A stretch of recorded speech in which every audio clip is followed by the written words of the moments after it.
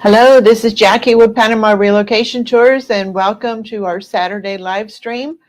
Today, I'll be interviewing a couple that moved to Panama recently. They're not on the live stream yet. As soon as they come on the live stream, here they are. As soon as they come on the live stream, then I will bring them on live. But first, I want to just make a couple of announcements. For those that are new to our channel, my name's Jackie Lang. I'm the owner of Panama Relocation Tours. And since 2010, we've been helping people have a smooth move to Panama, either by educating them during our 6-day, 7-night all-inclusive tours, Panama Relocation Tours, or with our Complete Panama Relocation Guide, which has all of the same information, actually even more. One of the things that we're really known for is when the tour's over or after you buy our online guide, we don't just say, okay, thank you, goodbye. We're here for you before you move to Panama, during your move to Panama, and even after you move to Panama. So we offer ongoing support. And when you're moving to a foreign country, having someone to hold your hand in that support is really important. So I encourage all of you to take a look at our website at PanamaRelocationTours.com and check out the tours, check out the online guide, but also subscribe to our YouTube channel by hitting that like button and the little bell, and that will notify you every time we have a new video that we're uploading. We have a couple new videos coming up real soon. So without further ado, I'm going to introduce our guest. Let me go live screen. Nope. I got to get both of you on, so we're going to do that. So I have Scott and Lori. Hi. Nice to meet you. So I see that you have that beautiful ocean view back behind you. It looks great. So let's talk. But actually it makes your face look kind of black. So I don't know if you can turn your camera around the other way so that the ocean's on the back of your computer, and then we can see your face a little bit better. Would it be possible to do that? Yeah, we're ugly. You don't need to see us. Okay. All right. No, the audio is the most important part. You turn it? Yeah, we're gonna turn. So you're looking at the view in their backyard. Isn't that amazing? How many people would like to have that as your view in your backyard, huh? Let's see what we got here. Okay, looking better already. I can see you have a blue shirt on. See how it was just everything was black or black before. Perfect. Now we can see you both. Okay, thank you so much for making that small adjustment, but they did get to see your beautiful view out of your backyard. So once again, this is Scott and Lori Martin, and let's start with a little bit of information about where did you move from? Tampa, Florida. You moved from Tampa, Florida, so you got out before the hurricanes. Thank God. And actually, that's one of the reasons we picked Panama is because we're below the hurricane belt. We don't have to worry about that again. Yeah. Sometimes we get some high winds and we get a little bit of rain. We had that over the weekend, actually, but we just don't get those hurricanes where it takes your roof off or destroys your house. Same thing, I moved from Texas and we had tornadoes. And it's the same thing. I would be at my lake house and I could see a tornado coming right at me across the lake. And there goes the roof and there goes the patio and there goes 30 trees out of my property. And there's nothing you can do except get in the bathtub in the bathroom and just wait for it to go over. Sometimes there's very short notice. So it's a big, big plus for Panama that it doesn't have hurricanes and it doesn't have tornadoes. So I know that you did a lot of research before you moved here. You're part of the Panama Relocation Tour family, and the research helped you pick Panama because it wouldn't have hurricanes. Where did you decide to move to in Panama, and why did you pick that area? So we chose Boca Chica, which is on the Pacific coast. So Scott really loves fishing, and I love the beach. So it was kind of an easy decision for us. I know there's, so many beautiful beach spots in Panama, but we knew that we wanted to be relatively isolated just for privacy. And we both had very busy careers and We wanted to find a place where we could just enjoy the ocean. Sometimes we walk the beach and we don't see a single person. Yeah. Yeah, there's many, if you're around the Coronado area, of course, it's much more congested and concentrated with lots of people, and very seldom are you going to go on the beach and not see somebody. And also the noise, just the noise factor of having a lot of other people and other houses around you. So the Boca Chica area is perfect if you want to just have peace and quiet and serenity. You're With exactly right. with a beautiful ocean view to go with it. It's the ocean's fantastic, and one of the reasons we picked Boca Chica was we didn't want to leave the United States to move to the United States. Right. With the big American expat communities, that just wasn't working for us. So all our neighbors, we have South Africans, we have Colombians, we have some Americans, Canadians, which I wear this hockey hat to piss them off, because they're all watching. But it's a very diverse, community. Everyone's got a different story on how they got here, and we haven't had a bad day here. Yeah. Now you're in Rincon Estates, is that right? Yes. Yeah. So some of you that are watching, you've probably seen some of the videos. We have 2 videos of Dennis and Laura Maloney that live in Rincon Estates also. We just did a new one of their kitchen remodel and talking about, several years later. So I'm sure you've met them. They're great friends. They're really good people. We just visited with them today. They just got back from Europe. Yeah, they just got there. And that's one of the things that Dennis says always is that everybody there, even in the middle of the pandemic, it's just such a close-knit community. Everybody watches out for each other. People say, hey, I'm going to PriceSmart, you need anything? Or I'm going to David, you want to go with me? So, and that's one of the things that's so missing from the United States and Canada and other big places is that sense of community and actually knowing your neighbors and they're talking to you. I remember, yeah. And the Panamanians that are here really are very welcoming and friendly. If you try to be friends with them, speak Spanish, just be respectful, it's an amazing opportunity to enrich your life. Yeah. The Panamanians are always so welcome of foreigners. And the nice thing about our community is we're pretty remote, as you know. So the closest, maybe 7-Eleven, it's at least a 45-minute trip each way. And to get to the PriceSmart or the grocery stores, with construction on the road, because they're repaving, it could be 2 hours each way. So when we go, I text my neighbors and I'm like, who needs what, so that we all don't have to make the same trip, because it's literally an tiring day, because you're going to it's a day. Yeah, 7 or 8 it's a day to get what you need. For the most part, you can get what you need here. There's very few things that I feel like we're lacking compared to the States. Yeah, that was the other thing I was going to ask you, because I know that it's a bit of a trek to get to David, where you have to do your major grocery shopping at big box grocery stores or PriceSmart and things like that. But, when I lived in Texas, my lake house was in a remote area, and it was like a 45-minute, 1 hour drive to get to the closest town to buy groceries. And you just learn to readjust your schedule.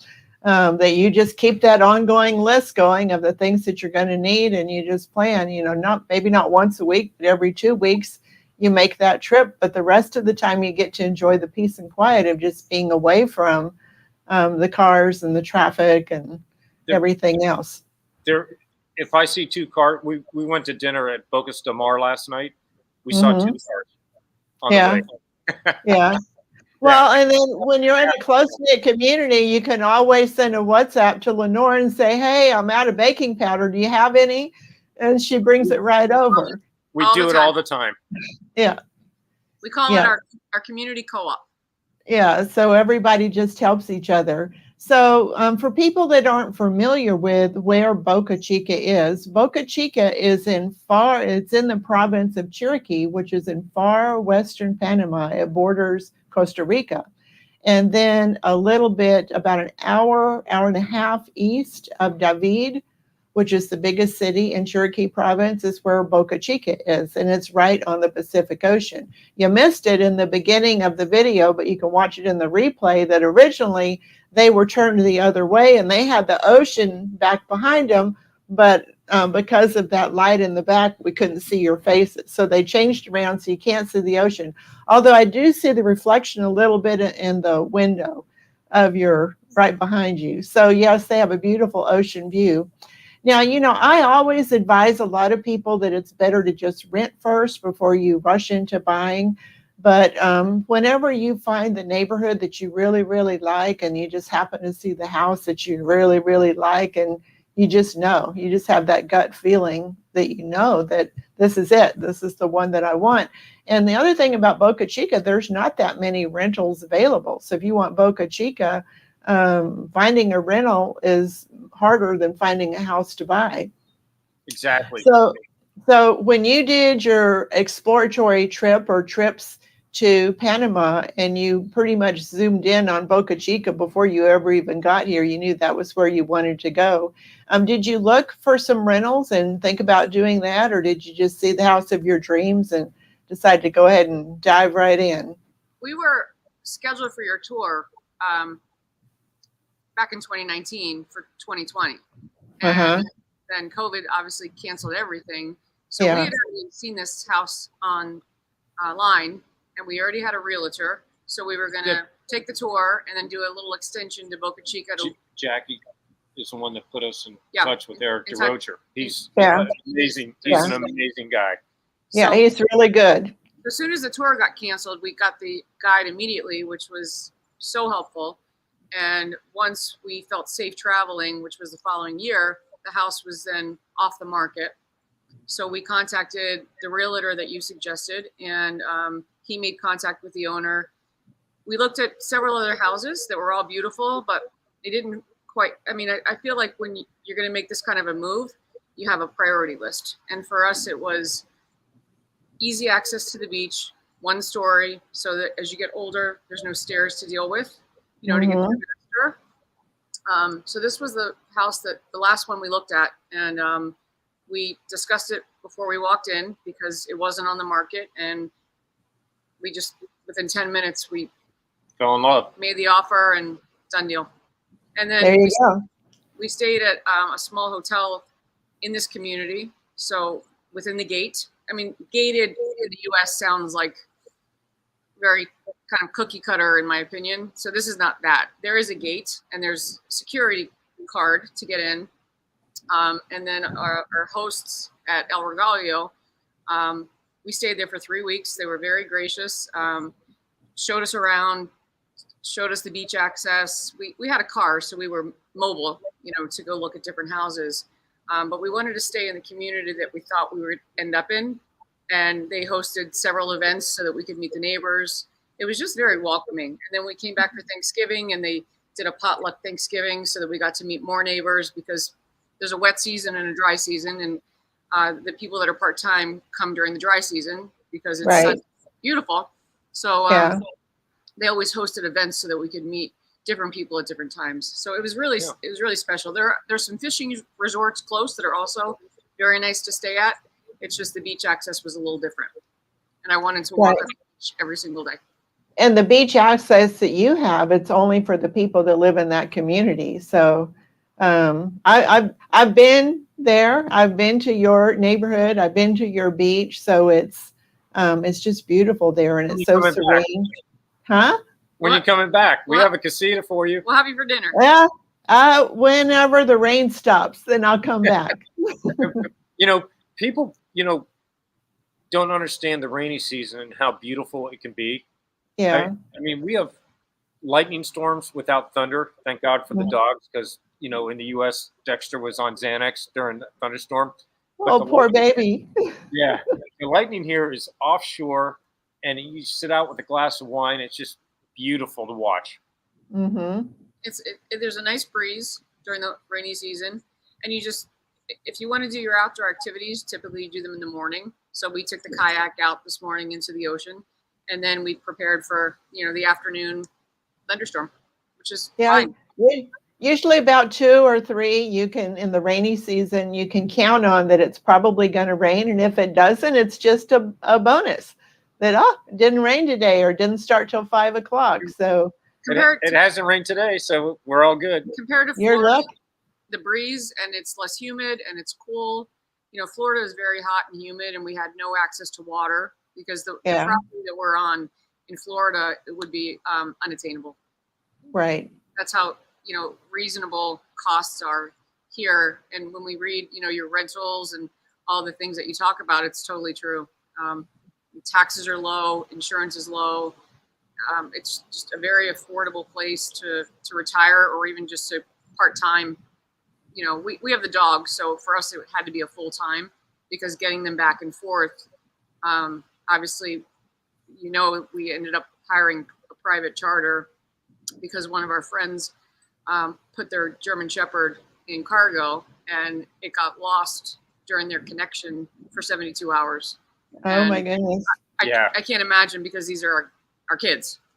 Yeah, they're your children. And that was the other thing I wanted to talk to you about, is that moving your fur babies to Panama is usually a lot more stressful than moving yourself. It's more stressful than selling your house, getting your visa, finding a rental, but getting your fur babies there safely is one of the biggest concerns that people have. And so if you have a really small pet that'll fit underneath the seat in front of you in the airplane, no problem. It can be right there with you. You can pet it. I even took my cat. Took my cat back to the bathroom in her carry and took her out and held her really tight just to calm her nerves a little bit. So that works when you have a small pet. But when you have a bigger pet, like you said, if you're flying commercial, it has to go in cargo. And you basically turn it over to them. And especially if you have connecting flights, there's so many different things that can happen, not to mention the stress for the pet and the stress for you too. All the wine in the world isn't going to solve that problem of worrying about your babies. So one of the solutions that we talk about at Panama Relocation Tours, especially, and by the way, with charters, with your commercial flights, they only accept crates that are a certain size. And so if your dog is too big, then that's not going to work either. So the only solution is to charter a flight and bring you and your pets together. They don't have to go in a crate. They don't have to go in cargo. They can be right there looking at you. You can see them the whole time. So it's it's expensive, but it's less stressful for you, and certainly a lot less stressful for your pets.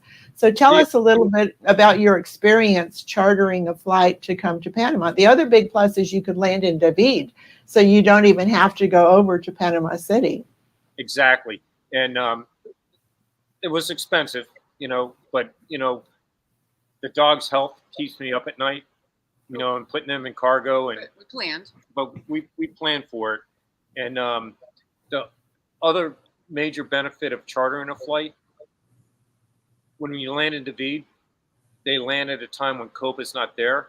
So we were the only ones at the airport. Customs immigration and getting the dogs through, less than an hour. Yeah. And we were in our rental car and on our way home. Yeah, and there's not even that many flights that go into David, as opposed to, if you went to Panama City, yes, you could get through the whole process there, but then it would be about a 7-hour drive to get from Panama City to your house, which is not a good situation. So one of the big pluses of going with a charter flight is that you can pick the airport that you want to fly into. So being able to fly into David was about an hour and a half to get to your house. Oh, it was amazing. The dogs were happy.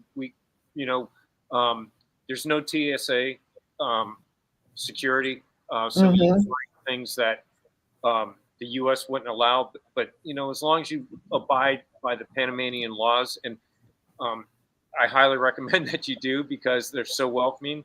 And I think the success of being a happy expat here is to understand that you're an immigrant. you're a guest of Panama. So they have their rules. They don't always make sense, but it's their rules. It's their country, and they were happy to have you here. And we have not had a bad day.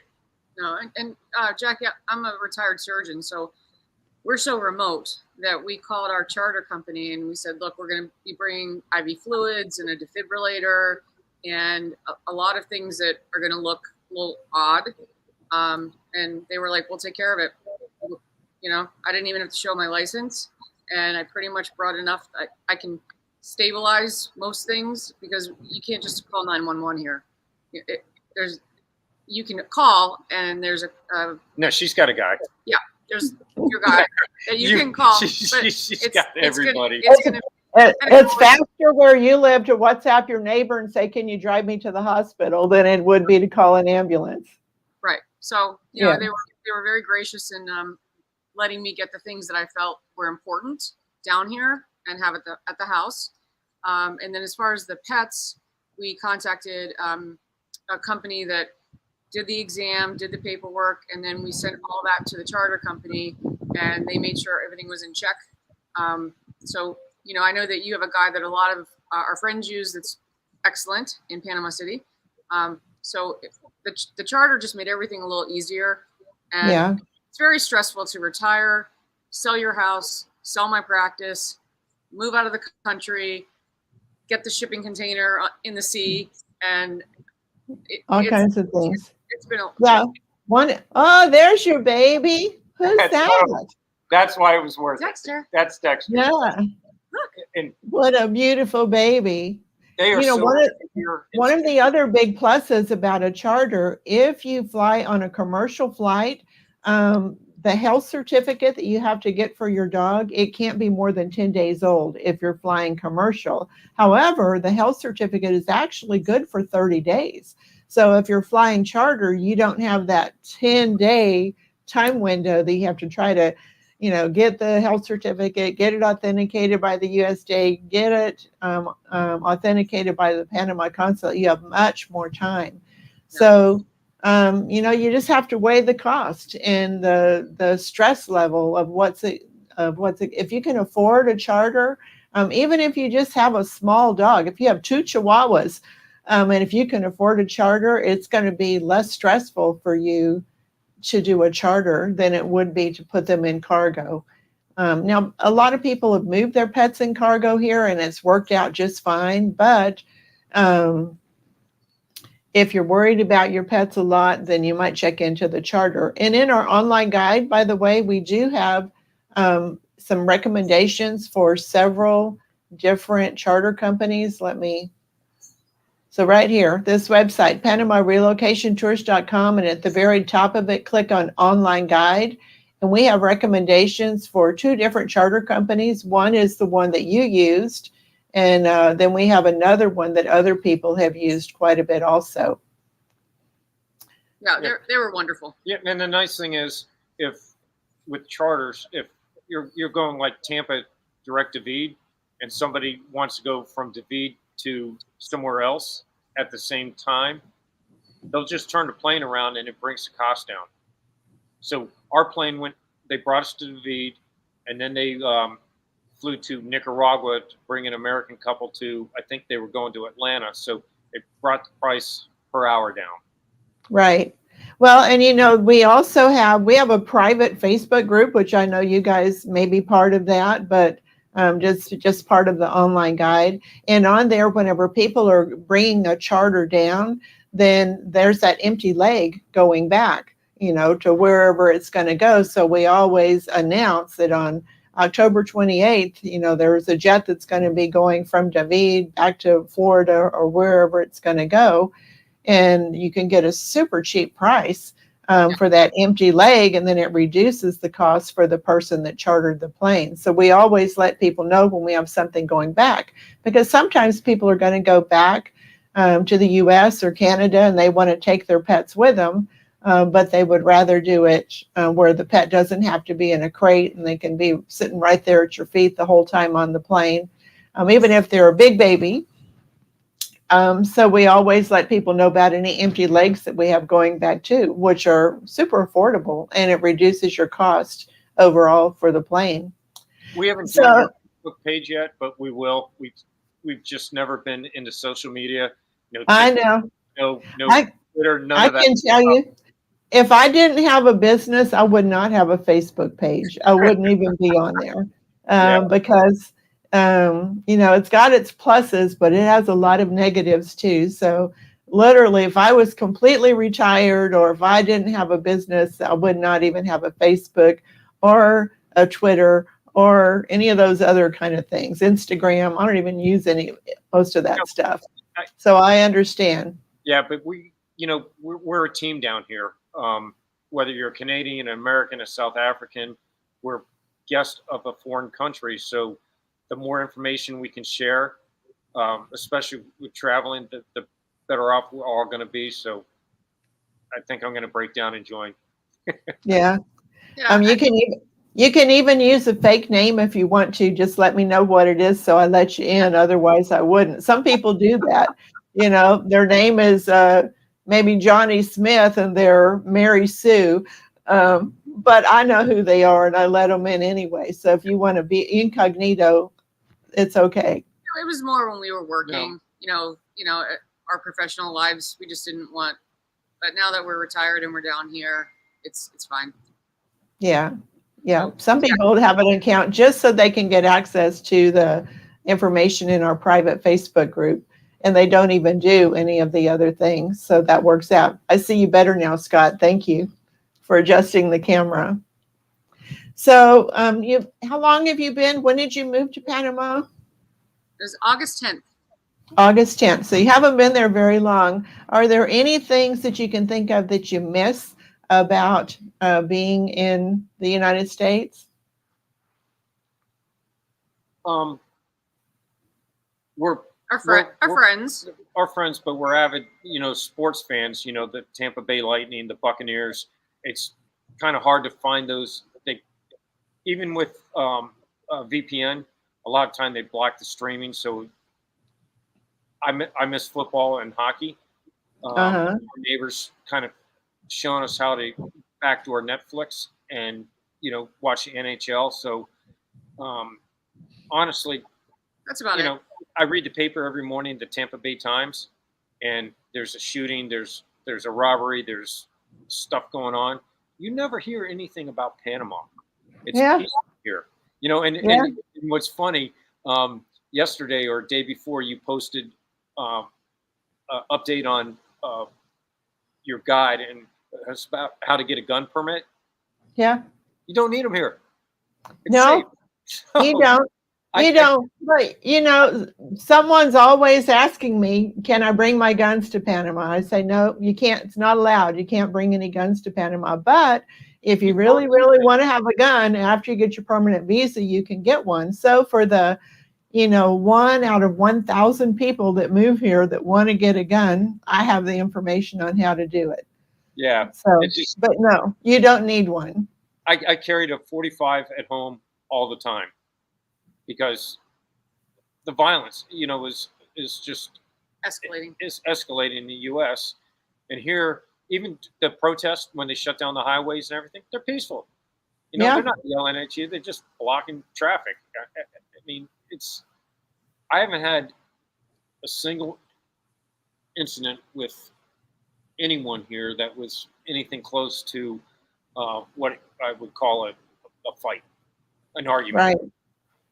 Well, there's a couple of areas in Panama where you do hear about people getting shot and, homes getting broken into and restaurants getting robbed at gunpoint. There are a few areas in Panama that are like that, but it's none of the areas that we recommend at Panama Relocation Guide, because we want to make sure you go to a place that's safe, where you don't get involved in those kind of things. So, but where you live, like you said, nobody's even going to come into that neighborhood without a lot of people knowing it. And if they see even a strange car coming into the neighborhood, everybody's going to say, does anybody know who that car is or what's going on? So, yeah.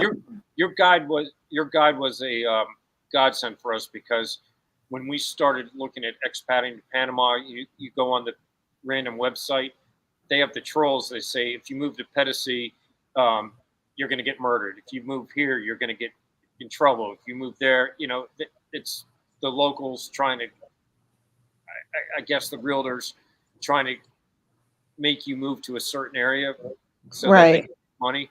But, everything on your guide has been, 100% correct. All right. Your recommendations, what you say about Coronado and Santiago and all the other places, and now you're getting more experience in Boca Chica.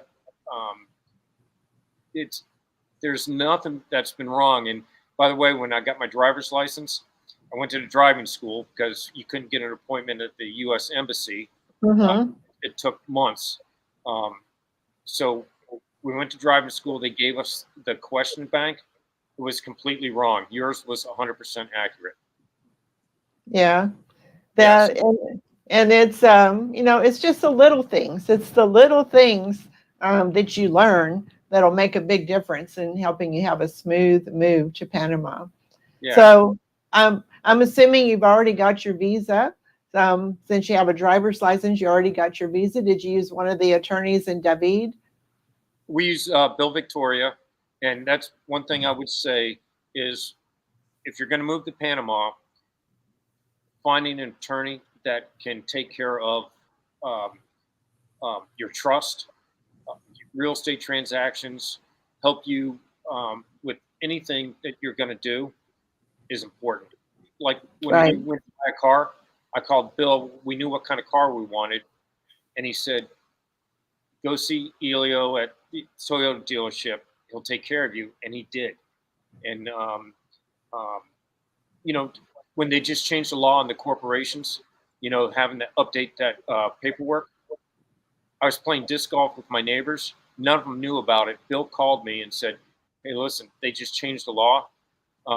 You guys have to file this report. I'll take care of it for you. It's $90 a year. So he's always got your back. And you need, Panama, things change every day. The laws change, and, whether they make sense or not, it doesn't matter. It's their country, we're their guest. So having an attorney that, just watches out for you is key to a calm mind. Right. Yeah, it's really important to have a good relationship with your attorney because, like you said, they will keep you informed of any changes in the law. And that's why, we have 8 different attorneys that we recommend. So maybe one of them lets me know one day, the other one lets me know the other day, but I want to know as soon as possible if there's any changes in any of the rules so I can notify everybody in our private Facebook group so they can jump on it and get it taken care of. Or hopefully they're working with an attorney, like you said, that'll take care of everything for them, just making them aware of it.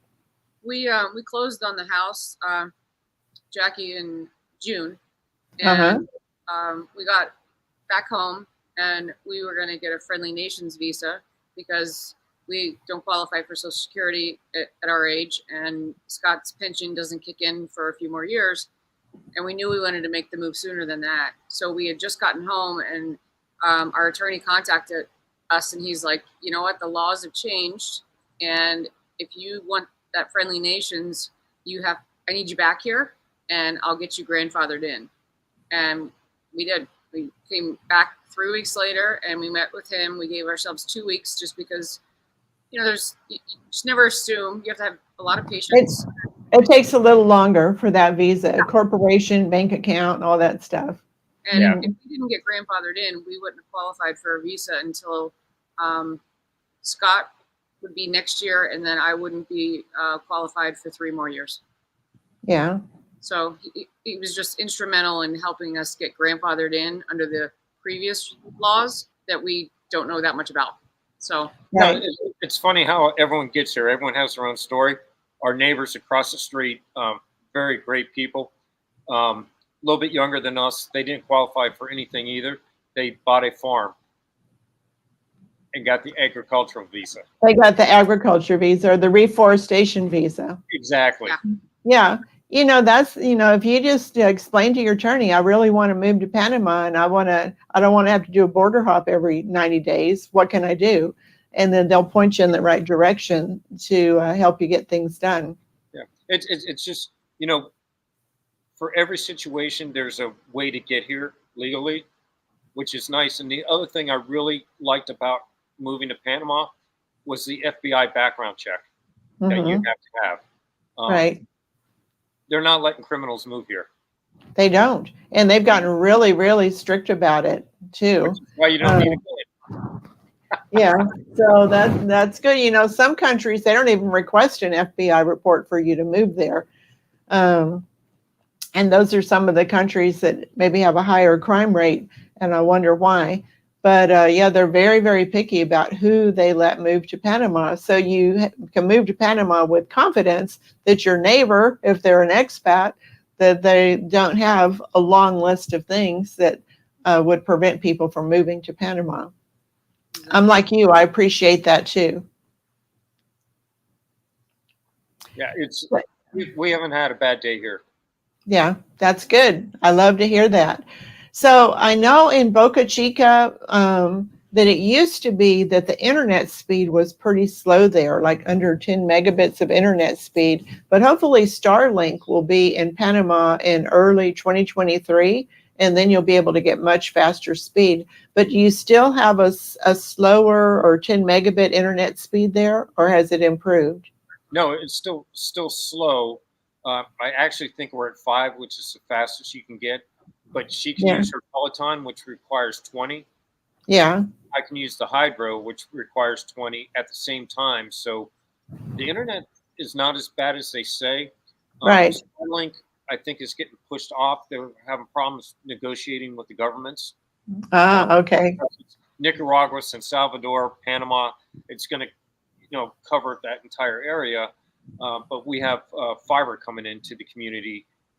Now they've laid all the pipe. They just got to pull the wire, and we'll be up to 200. That'll be really good. Yeah. Well, and obviously it's working just fine. I see you both just fine. We have no buffering on this video. No. So everything's where you probably can watch Netflix with no problem. So everything's good. Even the first 3 years that I was here in Panama, my maximum internet speed at my house was 7 to 10 megabits of internet speed. There was no fiber optic available. There were no other options. And I even tried bribing the fiber company to bring it to my house. It was like a fourth of a mile down the road. And they said, come on, just a little bit more. I'll give you $1,000. But I couldn't get it here. But finally, it came here and I was able to get fiber optic. But, I did, all my businesses and online stuff and uploading videos and audios and everything else. And with 10 megabits of internet speed, a lot of people that are coming from North America and they're used to having 3, 4, 5, 6, 1 terabit of internet speed. Oh my gosh, I can't survive with 10, but you'll be surprised that you can really get a lot done. Yeah, it's been very reliable. And the other thing that we did that is paid off was we went totally solar. Okay. In the remote areas like we're in, power kind of on and off. And, when the power goes off and comes back on, it affects your appliances and everything else. So they have a wear and tear. We're totally solar. When the power goes out, we have no idea. Yeah. That makes it. Yeah. It makes a really big difference. The first thing we did when we got here, I didn't want to worry about, the dogs and we're in DeVito all day and we lose power and the air conditioning is off and it's the dry season and it's 100 degrees in the house. So that was just peace of mind. And we had also planned that, and we had already met with our solar people when we were down for Thanksgiving, because we knew that there was a supply chain issue and it was going to take a while. So, he came out and he looked at everything and said, this is what you're going to need. And you need batteries and you need inverters. And he did another woman's house on one of the islands, and she has just as much as we do, if not more. And she was very happy to recommend him as well. It just, you prioritize what's important. So, most of us have a generator that can at least power your fridge or your freezer, because we all have 2 or 3 fridges and freezers, because you don't want to go to the city every week. But you lose all that food, and that's quite an expense. So we feel that the solar is completely worth it. We don't have an electric bill, and we actually can give back to the grid and help out with the neighbors' bills.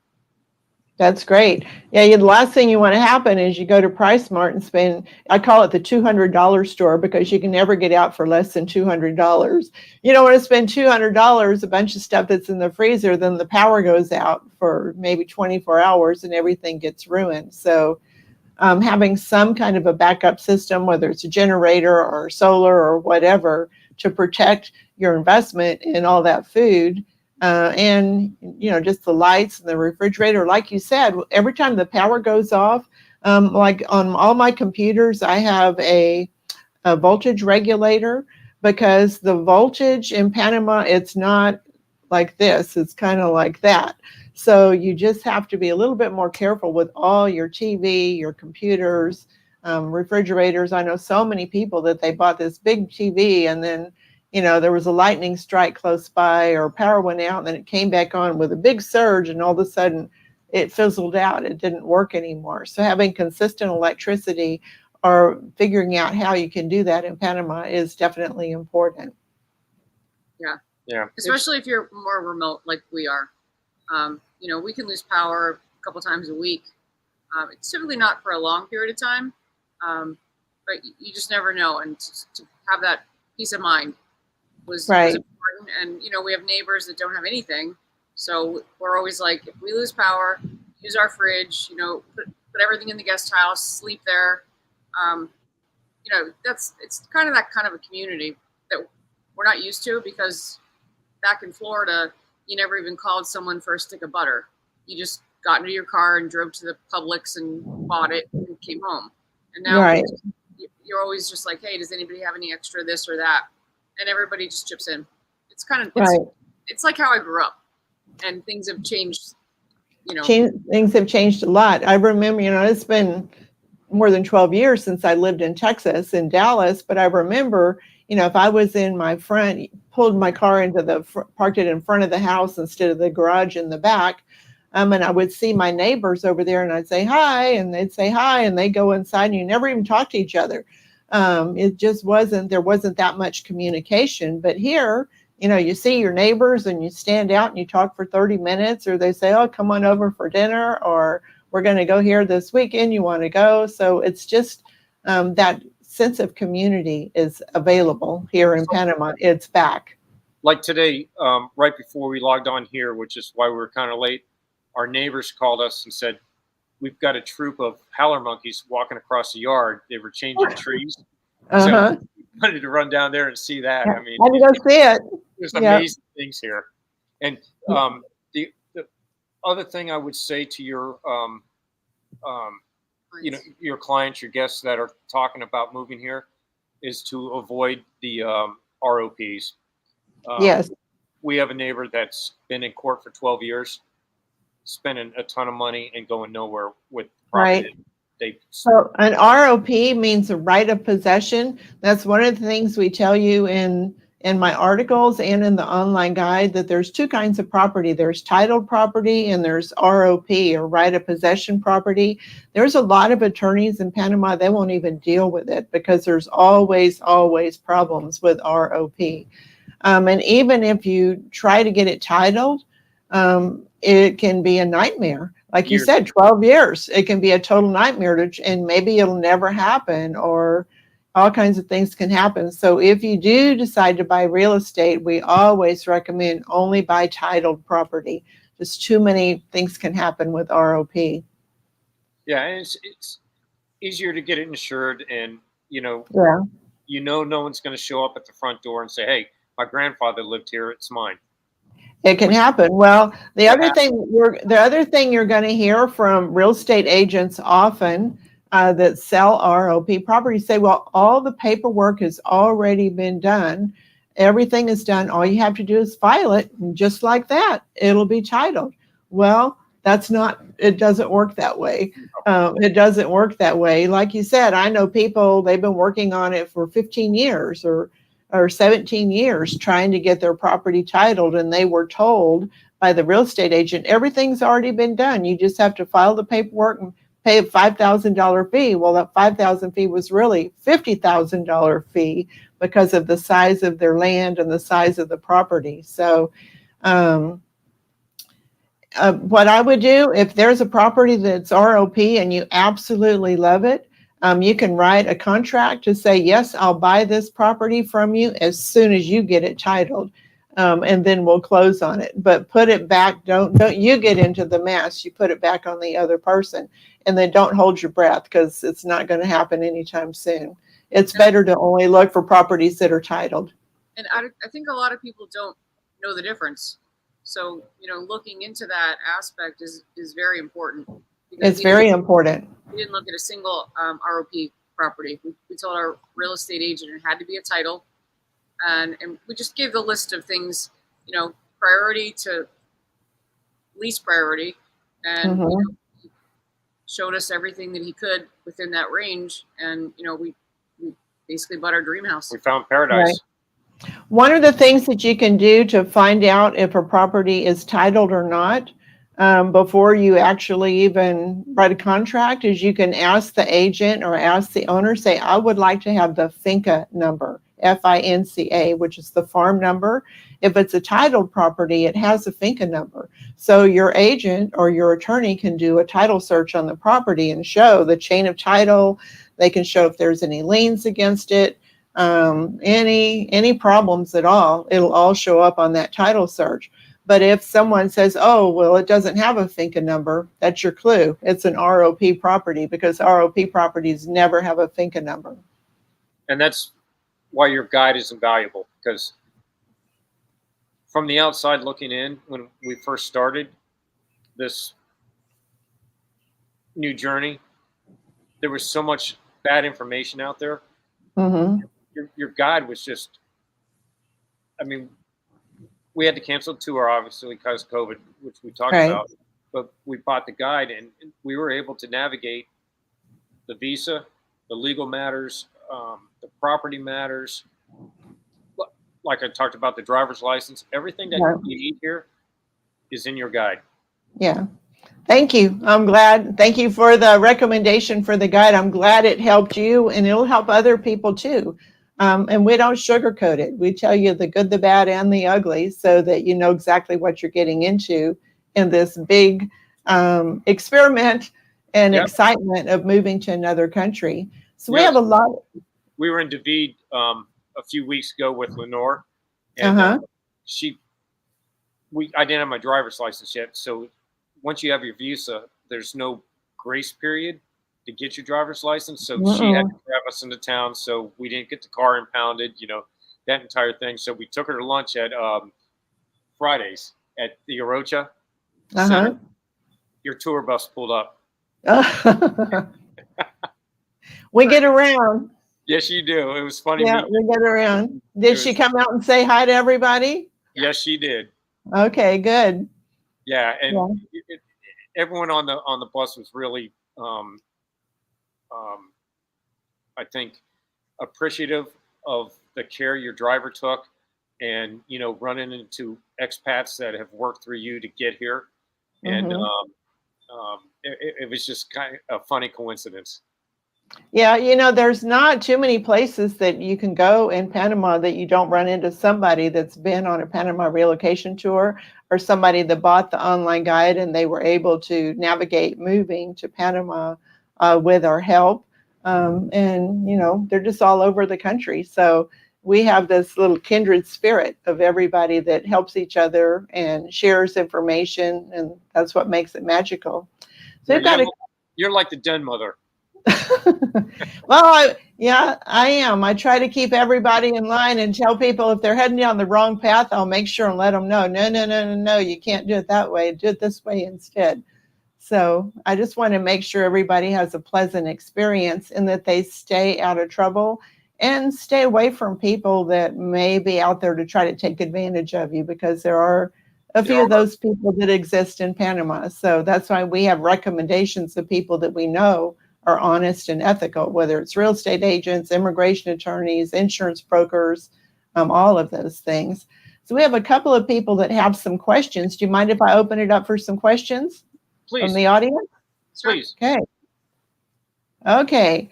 How do you best reduce humidity and salt air to prevent mold and rust? Do you All right. use dehumidifiers? We gave them all away. There were probably 15 in the house when we moved Uh-huh. in. Yeah. But with solar, we run the air conditioner. It's the best dehumidifier out there. Her leather goods, we don't have humidity in the house. I have a little monitor. It stays at about 49%. So Okay.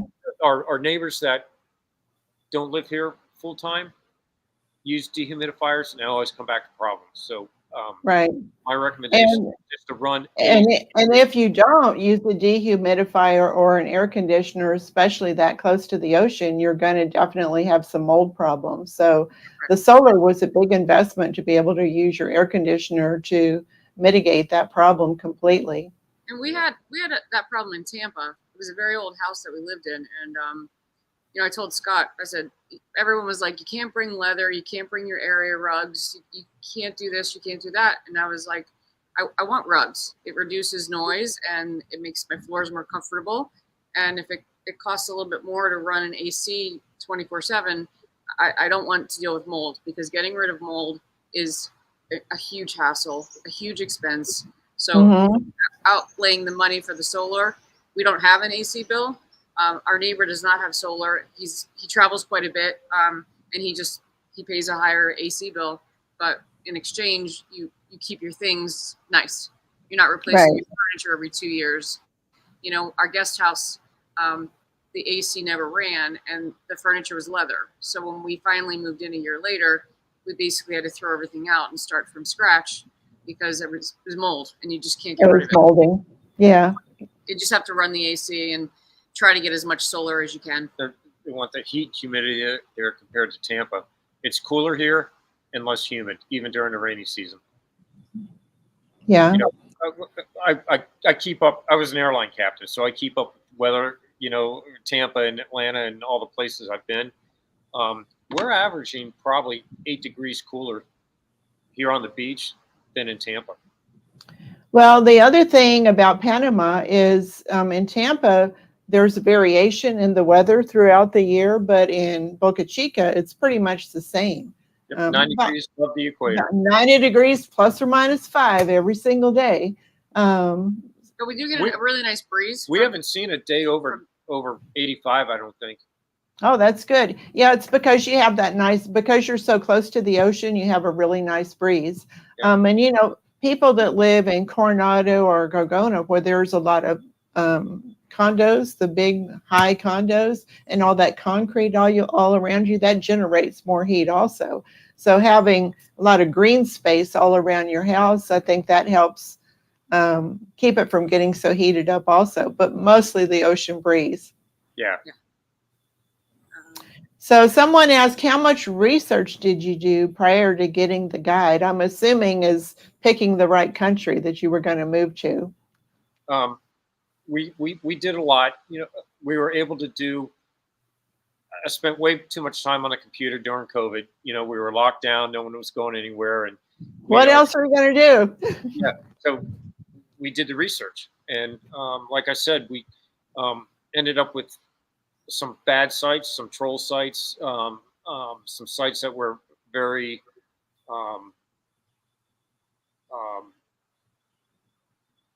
what's the word I'd use? Very, very pointed to self-indulgence, to get you to move there. Not open-minded, not, the grass is greener over here, type stuff. But I would say, Jackie, that every time we've traveled pretty much to every continent, and every time we went anywhere except for Antarctica, because you can't live there, we would ask ourselves the question, could we live here?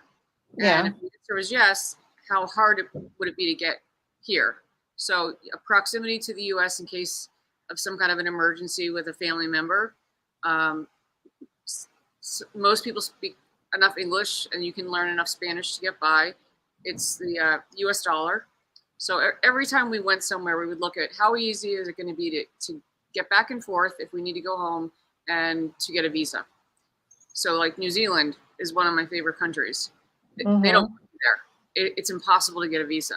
You look at Panama, and with a good attorney, we were able to do it fairly easily. I mean, I was really surprised. So Scott did a lot of research throughout all our travels, but once we booked your trip, we pretty much knew that we were going to choose Panama. We're going to Central America, definitely, and Panama seemed the safest choice. Because of no hurricanes. Exactly. We didn't have to stress about Ian this time, except for our friends. And so as soon as the trip got canceled, we pretty much bought the guide because with COVID, we weren't sure how long it was going to take to rebook. Yeah, we couldn't have done it without the guide. No. So yeah, research. Whenever the whole COVID thing shut us down, they shut the borders of Panama and we couldn't do tours if we wanted to. We had already been working on the online guide because there's a lot of people that want to move to Panama. And sometimes it's the people that need to move to Panama the most because they just can't afford where they live anymore. Not you, but other people.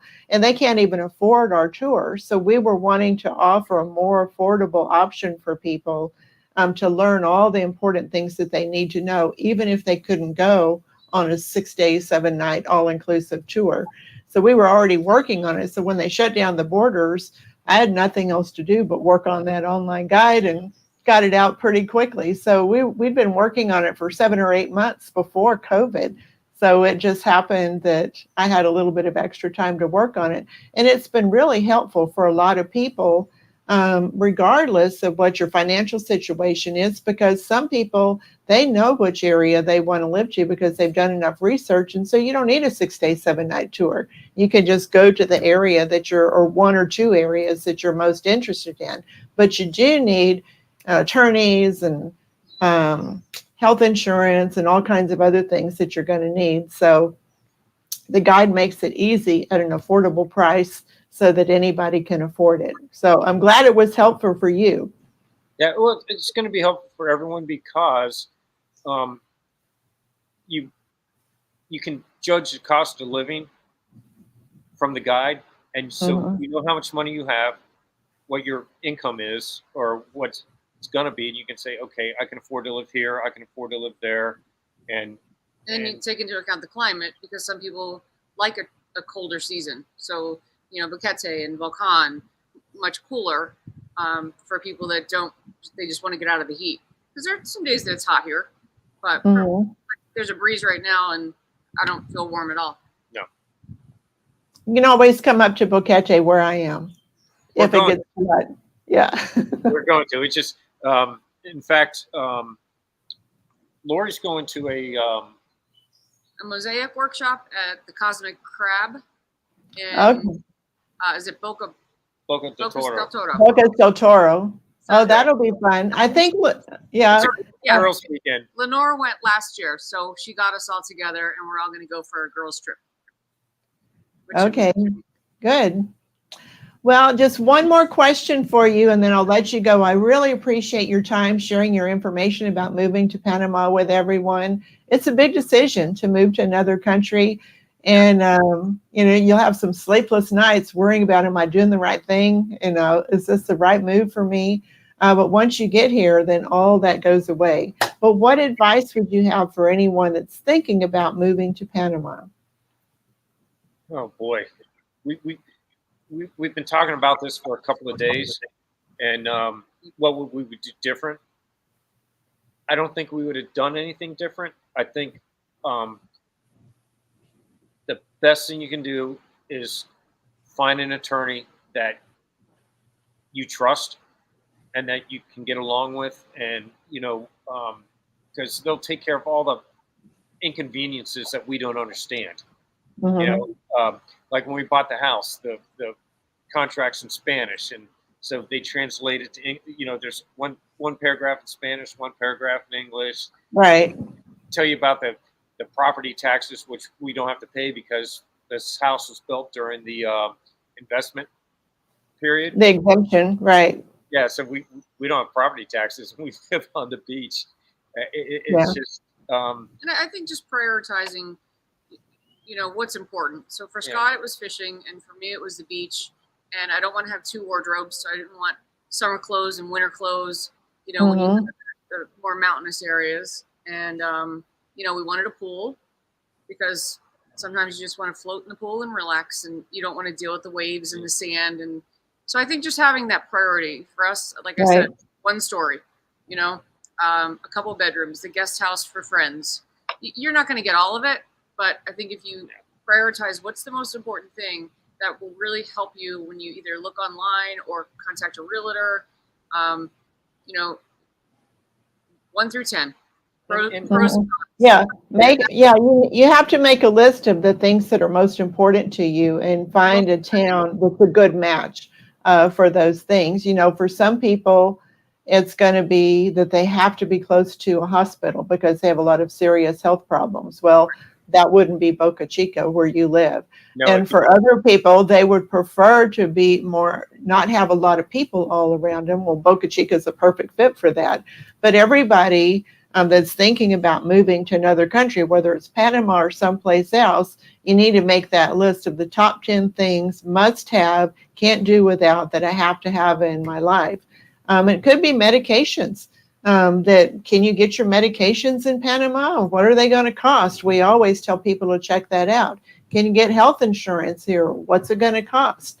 By the way, today on our private Facebook group, I just announced a brand new insurance that's going to be available even if you're over 80 years old, even if you have pre-existing conditions, and it's super affordable too. So I'll send you some information about that, Scott and Lori. Yeah, but our neighbors that have to use the healthcare system, not everyone has insurance. Right. The healthcare is really good here, and it's inexpensive. Yeah. Even if you have to pay out of pocket, it's not going to hurt the bank. It's not going to hurt the bank. Yeah. You can use the public healthcare system, or even the private healthcare system is super affordable. Yeah. You had COVID, and so you were in the hospital, so I was in the hospital for 9 days. I didn't know if I was going to make it or not. And my total cost, and I was in a private room. I had 3 nurses with me all the time, doctors, IVs in both arms, and $15,000 was my total cost. Now I have insurance, and I filed a claim and was reimbursed, but I had to pay that fee up front. But can you imagine what it would cost for 9 days in a private room, basically an ICU?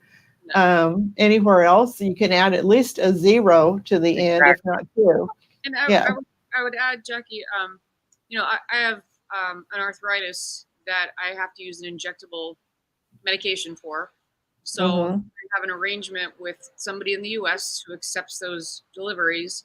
And then if I have to fly back every 6 months to pick them up, and then I just fly them back here with a note from my doctor because I'm bringing liquids with a needle. Right. So I would say that, that was a concern for me because I've been through several meds and the oral ones don't work. So, but I wasn't going to let that really stop me from my dream of moving here. So we just make the sacrifice to fly back to the U.S. every 6 months. I get my meds from my neighbor and I bring them back. So there's ways to work around things, There are ways. They're expensive. What I'm on, it's probably $5,000 a month. So in the U.S., I have, a copay card through a drug company that helps me with those costs. And we just, buy the plane ticket, pick them up and bring them back. So I don't feel like my health is suffering. We have the luxury of being able to afford airfare, once or twice a year. But I wouldn't tell someone just because you're on X, you can't live your dream. You figure out a way to make everything work here.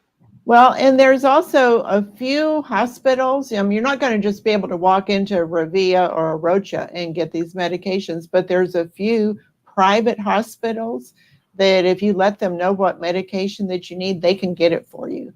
So you may not even have to do that, but it's just about communication, finding, but it's not going to be just a regular doctor. You might have to go to the pharmacy at the hospital and show them what it is. And they would get the head of that division and they can say, oh yeah, we can get that, even though it's not something that they had before. So we've already done that at a roadshow. She took some of her prescription bottles and showed them, and they're like, okay, yeah, we have that. Oh, well, that's good. Yeah. Where there's a will, there's always a way. Exactly. And everyone here, it's community, it's neighborly. Panamanians, Americans, Canadians, Germans, the South, everyone's just, here to have a good life and help each other out. And that's something that was sorely missing in the U.S. Yeah. I think it's going to add life to your years and years to your life, for sure. Either that or the wine. Or the wine, a little bit of both. Anyway, thank you so much for sharing your information, both of you. It was nice to meet you. We've talked online, but I haven't actually seen you before. So it was very nice to meet you both.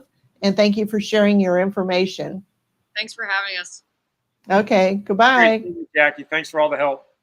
You're very welcome. And thank you to all the people that joined us for this live stream. By the way, we have 307 people on the live stream.